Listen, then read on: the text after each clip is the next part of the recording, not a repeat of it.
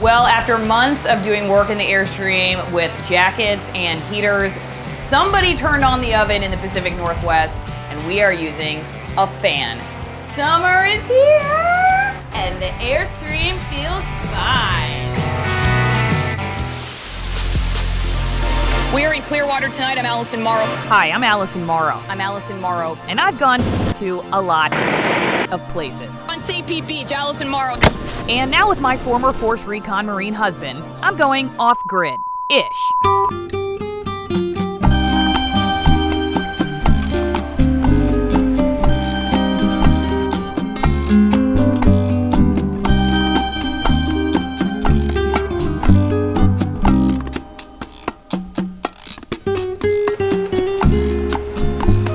Shaka,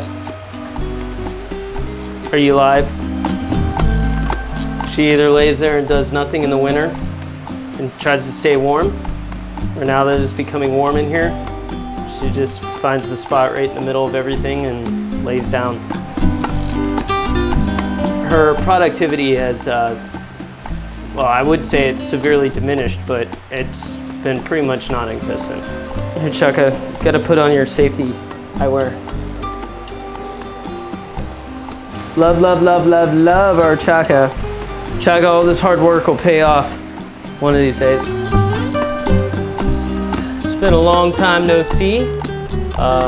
Been on the road doing a lot of training, a lot of teaching. After months of cold winter weather and also several months of us trying to do work, piecemeal work on the Airstream, we finally had a little opportunity this weekend to work on one of the bigger projects that we have to tackle on this Airstream, and that's getting this subfloor up. Now, we had a lot of other things that we needed to get done before we could get to this point, and so understanding the way the weather was, this isn't something that we really wanted to be working on when it was crappy out. So I would rather take the heat any day. We do have the luxury of having a little bit of shade here, so that's helpful. But it's going to be a lot easier for us to work when the temperature is more reasonable. This isn't actually too hot over here, but if you go towards the front of the Airstream where there's actual sunlight hitting it, this aluminum gets pretty hot. So by the end of this summer, going into the fall, that we've got this thing insulated in preparation for the colder months, so that if we still have to do work on the interior, at least it's going to be warm inside. But before we can even get to any of that, we got to do wiring first and plumbing, and before we can do wiring and plumbing, we got to get this floor situation sorted out, and we also need to get the front end sorted out where we have some panels that need to be replaced. So it's kind of like an algorithm. There's this specific order that we've got to do all these things in so that we don't spin our wheels. So that means today we're going to start pulling up the floor. The big thing about this floor that makes it a little bit more difficult than probably other people who have refurbished Airstreams is this one's already been chopped up a little bit. So it's hard for me to find these little pieces, these little screws. I'm going to have to keep my eye out for them when it comes time for me to use the circular saw. Ideally, what would be nice to do is to just run around the perimeter with the circular saw and then have all the screws up so that we can lift the pieces out. But with the hack job that took place in fixing the floor, we therefore, we're gonna have to be doing a little bounce around. Plus the other thing is, you'll see here, and you can already see where the subfloor is like separated away from these screws, which I find troubling, because you can even see where this cracked here. So I'm just curious as to what we're gonna find on this thing, but even if you look on this, like I'm gonna try to back this out, and it's rusted solid. So we may be cutting some of these screws out, I don't know.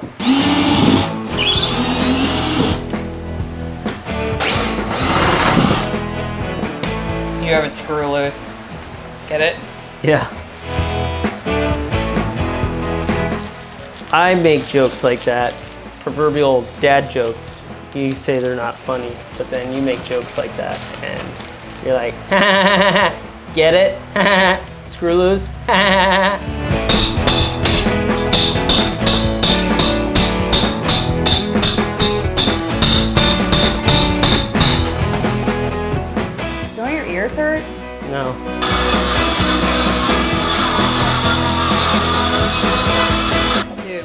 earplugs.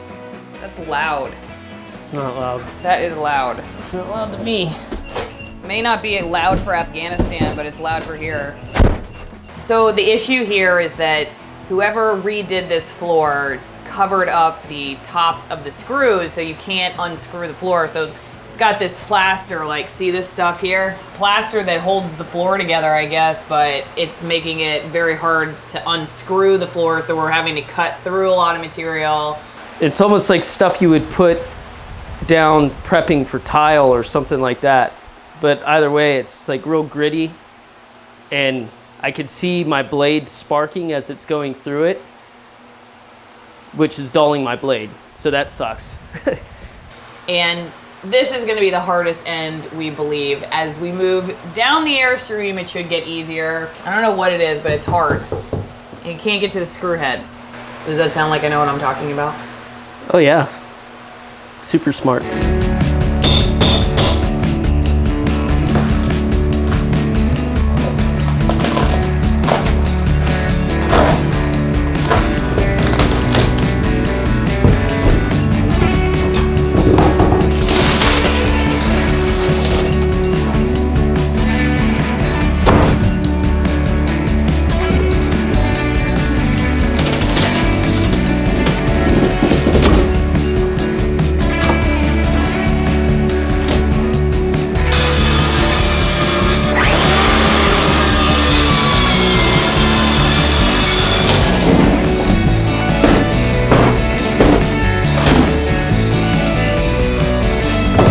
This is the cable for the shore power to be able to hook up the Airstream to external like power supply. So it has exposure right outside. In fact, we could go outside in a minute and I'll show you, but it's pretty obvious that the parts that they replaced were the parts that were rotted. So that means that they had water issues and all that good stuff.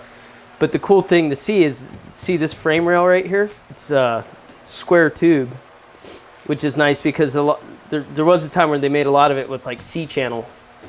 So the fact that this is square tube, I like that. The other thing is there's like hardly any surface rust on it at all. So my ideas of, you know, soda blasting it and putting fresh, good paint on the trailer, I think that's going to work out really well because it'll push the longevity out. If this is indicative of the rest of the trailer, which hopefully it is, hopefully I'm not jinxing myself, but if it's like that for the rest of the frame and the rest of the trailer, even in these parts where there was clear, obvious water damage and it's not like rusted through, and we don't have to do like fabrication, metal fabrication work, that's going to be a good thing. That's going to be a really good thing. Our time that we spend is going to be more on the subfloor and the fixing the issues with the exterior panels, and not in significant frame repair. If we would have had to do significant frame repair, that would have been that will be a delay. So hopefully, I mean, we've only just cut into like maybe like 3% of what the floor is left remaining, but It's the worst 3%.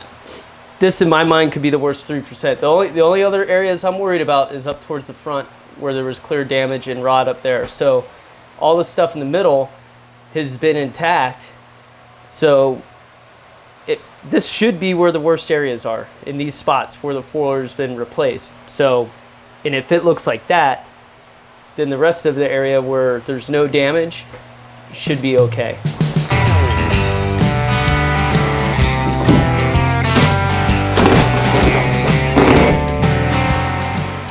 Is that chewed up?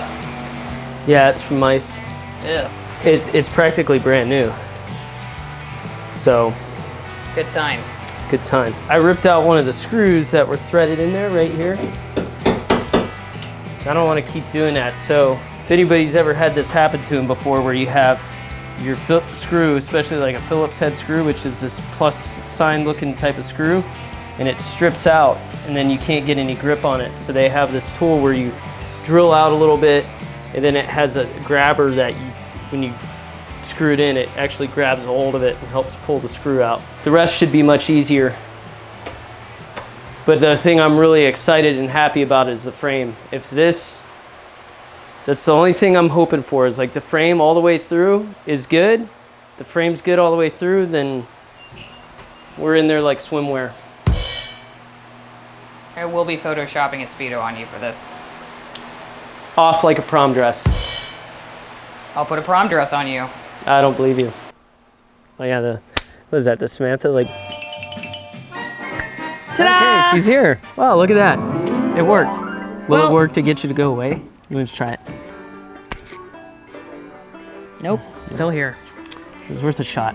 Anyway, beautiful day. Weather has definitely turned here in the Pacific Northwest. We're gonna continue the rest of the work tomorrow morning, but I do feel like we've made some progress. Our main issue working on this Airstream is just we keep doing it in like projects of 2 to 3 hours because, well, our attention span, also weather, whether it's cold or hot, and beer.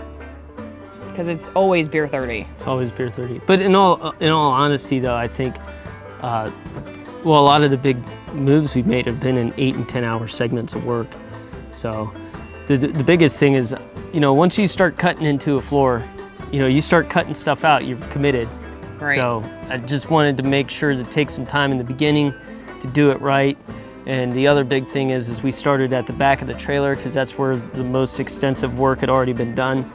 And like we were saying in other parts of the video, I feel pretty good about the fact that the frame looks so far to be in really good shape. So, you know, aside from the areas that we could see even up here where if this is the worst, then we're doing pretty good. That was hot. That was really hot.